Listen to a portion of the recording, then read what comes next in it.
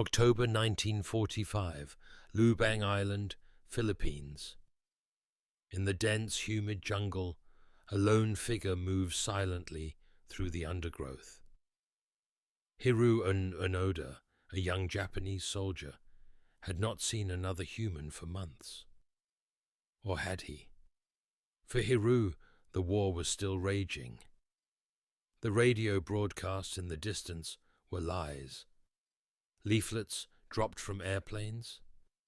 Enemy propaganda. His orders were clear: stay and fight. No surrender. No retreat. The jungle had become his world. Thick vines tangled around his legs.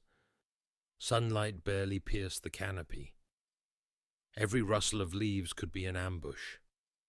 Hiroo had learned to move like a shadow. Silent, patient, days blended into weeks, weeks into months, months into years. For Hiroo, there was no calendar, no news from the world he had once known. Only the jungle, the patrols, the hunt. If you're enjoying this journey through history, hit that like button. It helps more people discover these stories. Subscribe to join us in exploring World War II's untold moments. And I'd love to know, where in the world are you watching from? Drop your country or region in the comments below. Hiroo's world was one of constant vigilance. He had survived ambushes, storms, hunger, and disease. He had watched shadows move in the night and heard whispers of a war that had ended long ago, whispers he refused to believe. His life had become a solitary mission. The war was over for everyone else. But for Hiroo Onoda, the war would continue for decades. The days stretched endlessly. Hiroo Onoda foraged for food, catching small animals, fishing in streams, and eating roots and leaves. Each meal was a battle for survival. The jungle was beautiful, but it was deadly. Poisonous snakes slithered unseen. Insects swarmed in clouds, biting relentlessly. Storms could flood his hidden shelters, washing away his meager possessions. Hiroo had become a master of stealth. He avoided local villages, fearing they might be spies. He dismantled his own traps when they failed, learned the patterns of the terrain, and memorized every creek and ridge. Every sound could mean danger. A twig snapping underfoot, a distant shout, a sudden rustle in the leaves. The war had ended, but Hiroo's orders remained his law. He had sworn loyalty to Emperor Hirohito. No surrender, no retreat. Even when leaflets and radios tried to reach him, he refused to believe them. He saw them as enemy deception. Hiroo trusted only his training, his instincts, and the whispers of the jungle. Nightfall brought new challenges. The darkness concealed predators, insects, and unknown dangers. He slept lightly, one ear tuned to the forest, always ready to flee or fight. Hunger gnawed at his body, but he endured. Disease came and went, striking down his strength, only for him to rise again. Years passed. The war ended for everyone else. But for Hiroo Onoda, the jungle had become the battlefield. His solitude was complete. He talked to no one. He trusted no one. Every day was a fight, every decision a matter of life or death. Years passed, but the war remained alive in Hiroo Onoda's mind. He believed the Allied forces were still advancing, searching for him. Villagers who stumbled across him were met with suspicion, sometimes fear. Hiroo would hide, observe from the shadows, and decide if they were friend or foe. Occasionally he left messages carved into trees, small notes meant for imaginary comrades, reminders of orders, proof that he had not surrendered. To anyone else, it would have seemed madness. To Hiroo, it was duty. Encounters with locals were tense. He watched them, never speaking, never showing himself. Once, a villager approached a stream where Hiroo fished. Hiroo froze. He held his breath. Every instinct screamed danger. The man called out in Tagalog, offering food and water. Hiroo's hand tightened around his rifle. Deception was everywhere. Was this kindness genuine or a trap? Hiroo watched the villagers quietly, learning patterns, memorizing routines, plotting possible escape routes. He could not afford to trust. Trust could mean death. Even letters and leaflets dropped from airplanes were met with doubt. Messages declaring the war had ended were fake, he believed. Enemy propaganda meant to lure him from the jungle and into captivity. Some villagers tried to communicate more directly. They left food on the edge of his camp or tried to talk through the trees. Hiroo accepted the food sometimes, but always cautiously. He never allowed himself to be seen. Time blurred. Months turned into years. He saw the world change from the shadows, watched as the forest grew denser, and knew nothing could shake his resolve. Every sound, every movement was a test. A plane overhead made him dive for cover. A distant shout sent him into the undergrowth. The jungle was both sanctuary and prison. Yet there were moments of reflection. At night, under the stars, he thought of home, of the army, of orders. Duty had consumed him entirely. For Hiroo, surrender was not an option. His life became a delicate balance. Hiding, observing, surviving. The jungle taught him patience, resilience, and the relentless art of deception. The years wore on. Still he moved silently, a ghost in the forest. The world beyond the trees had changed completely. But for Hiroo Onoda, the war had never ended. The Japanese government tried to reach him. Leaflets fluttered into the jungle, dropped from planes or left at village edges. They declared the war was over. They urged soldiers to surrender, to come home. Hiroo Onoda did not trust them. Every message was potential deception. Enemy propaganda, he thought, designed to make him lower his guard. Some leaflets contained illustrations of Emperor Hirohito in uniform, smiling benevolently. Others showed Japanese soldiers marching home. Hiroo studied each one carefully, analyzing details, searching for traps. Each symbol, each word was scrutinized with suspicion. Villagers sometimes tried to convince him. "Mr. Onoda, the war is finished," they whispered. "Come back with us. There is food, safety, freedom." He observed from the shadows, refusing to respond. The jungle became a theater of small, psychological battles. Hiroo would leave traps for imagined enemies, sharpen sticks, dig pits, move silently through the undergrowth. Every sound, every movement outside his camp reinforced his belief the war was ongoing. Years passed. He saw the seasons change countless times, witnessed typhoons, droughts, and forest fires. Yet the leaflets kept coming. The words of surrender tried to reach him, but Hiroo's sense of duty overrode any thought of returning. Still, cracks began to form. Isolation weighed heavily. Supplies were scarce, food harder to find, and the forest became unforgiving with every passing year.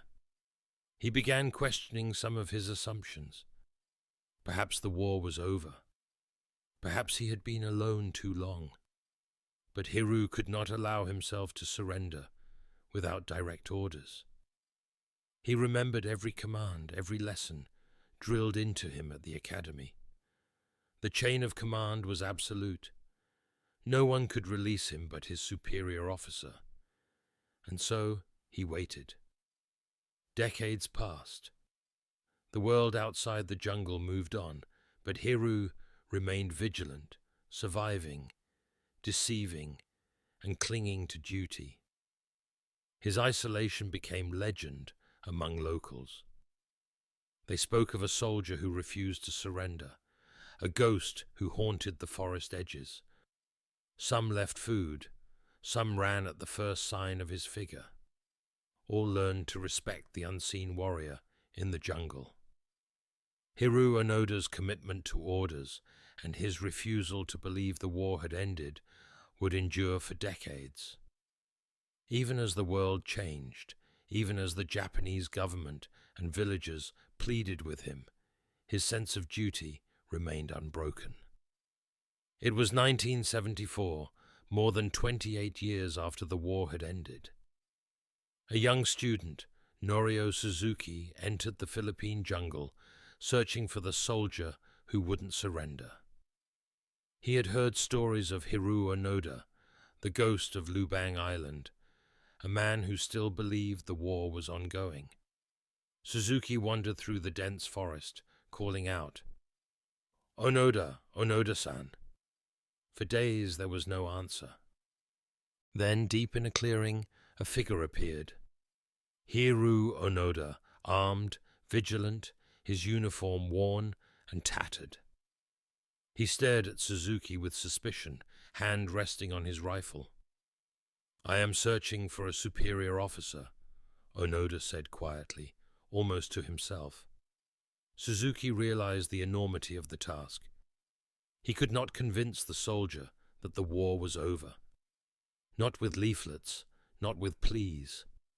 Suzuki returned to Japan and persuaded Onoda's former commander, Lieutenant General Yoshimi Taniguchi, to travel to Lubang. Only a direct order from his superior could convince Hiroo to lay down arms. Onoda's camp became a mixture of jungle survival and constant vigilance. Traps, careful movements, and hidden food caches marked the territory. Years of solitude had sharpened his senses to near preternatural levels. Finally, Taniguchi arrived. He walked carefully into the clearing, carrying documents and the authority Hiroo had waited decades to receive. "Onoda," he called. "By order of the Emperor, the war has ended. You are to stand down and return home." Hiroo froze. The words were clear, but the weight of 30 years of training, fear, and duty made them almost unbelievable. He lowered his rifle slowly, eyes scanning the jungle one last time. The realization sank in. The war was over. Decades of solitude, danger, and survival had finally ended. Hiroo Onoda stepped out of the jungle, a soldier who had obeyed orders for 29 years after the world had moved on. Suzuki documented every moment, capturing the meeting that would mark the end of the longest-known holdout in military history. As Onoda returned to Japan, he faced a world that had changed beyond recognition. The lessons of survival, duty, and obedience he had embodied now became a story for the ages. Hiroo Onoda stepped off the plane in Tokyo, 1974. The city around him was unrecognizable, a world transformed by decades of peace and progress. Skyscrapers replaced wooden houses, cars filled the streets, and neon lights flickered where bamboo forests had once stood. For the first time in nearly 30 years, he felt the full weight of solitude lift. But another challenge awaited. How does a soldier trained to survive in the jungle adapt to a world that had moved on without him? He visited the homes of former comrades and his old school, places frozen in memory but transformed by time. People stared, recognizing the soldier who had become a legend without knowing it. Questions came, whispered and loud. Is it really true? He survived all this time?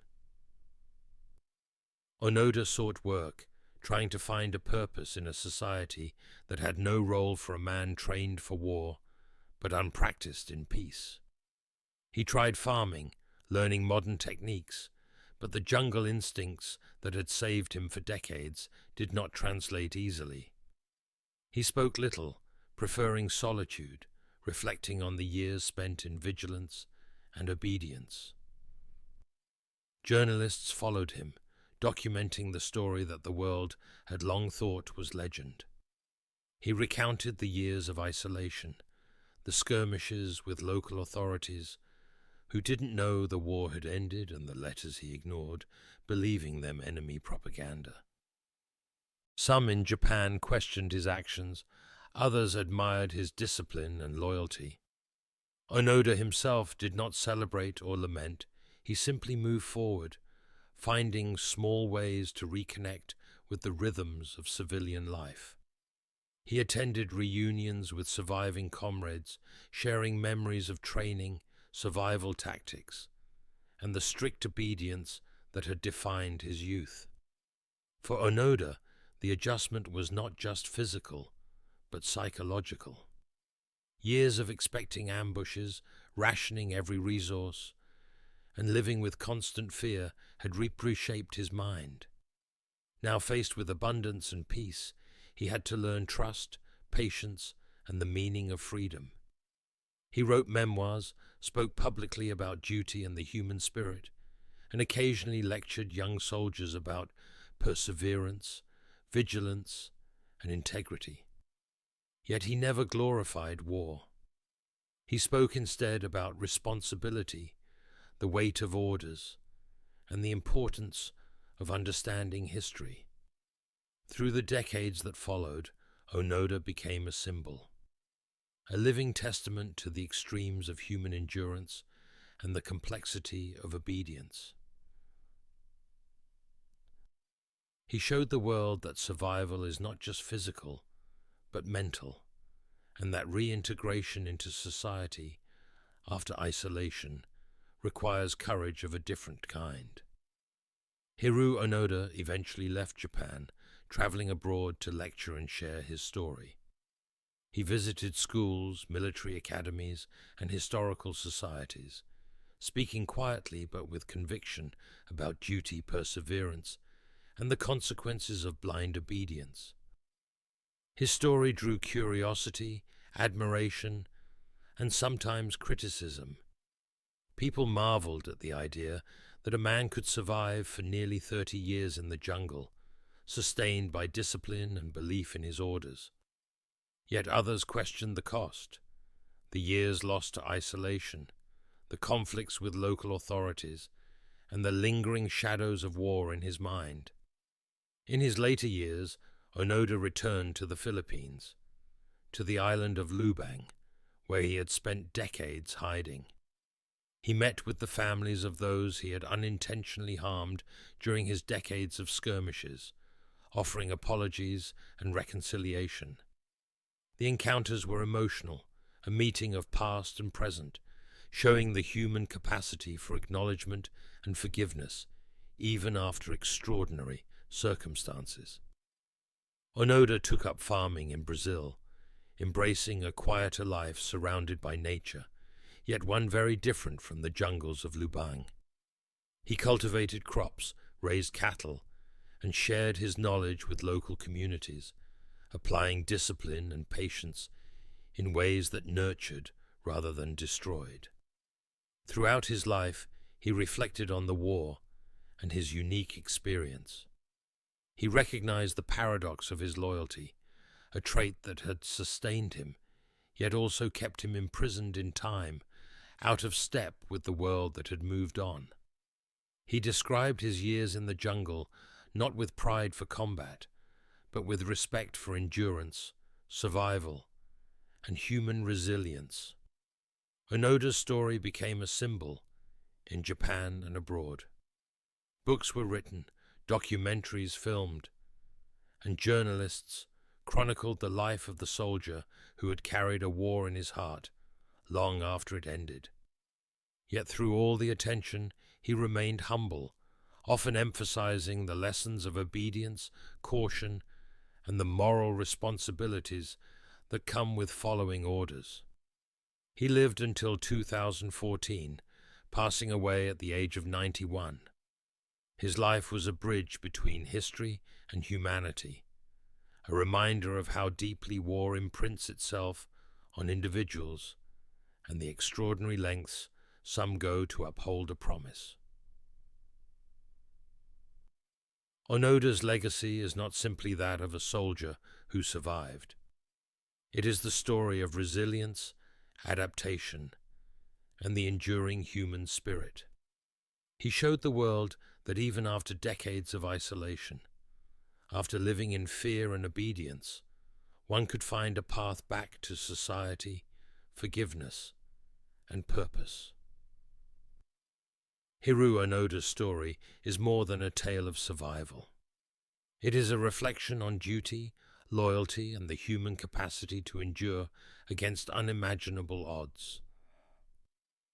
His life raises questions about obedience, how following orders without question can sustain but also isolate and constrain. It challenges us to consider the fine line between discipline and blind adherence, between courage and stubbornness. Onoda's decades in the jungle remind us of the power of human resilience. To survive years alone, with limited resources and constant threat, required not just physical skill, but mental fortitude and unwavering commitment. Yet his story also illustrates the cost of isolation. He missed decades of life, family, and societal change, carrying the war in his heart long after it had ended. This duality, survival and loss, loyalty and limitation, is what makes his experience so compelling. Hiroo Onoda became a bridge between past and present, a living connection to a history that might have seemed distant to the world outside Lubang. His reflections, his humility, and his willingness to reconcile with those affected by his actions reveal lessons that extend far beyond the battlefield. He teaches us about endurance, the weight of promises, and the importance of understanding the human consequences of war. And perhaps most importantly, his story reminds us that even in the darkest, most isolated circumstances, humans can adapt, survive, and ultimately reintegrate into a world they thought had left them behind. The jungle may have been silent, the war long over, but the echoes of Onoda's perseverance continue to resonate. A soldier who fought alone for 30 years becomes a symbol not only of duty but of endurance, reconciliation, and the enduring spirit of humanity. Through his story, we are reminded that history is not just dates and battles. It is the lives of those who lived it, the choices they made, and the courage they displayed in the face of impossible odds. Hiroo Onoda's journey, from jungle isolation to global recognition, teaches us about survival, humanity, and the lasting impact of a single individual's resolve. It is a story of the past, but its lessons are timeless, a testament to the strength of the human spirit when confronted with extraordinary circumstances.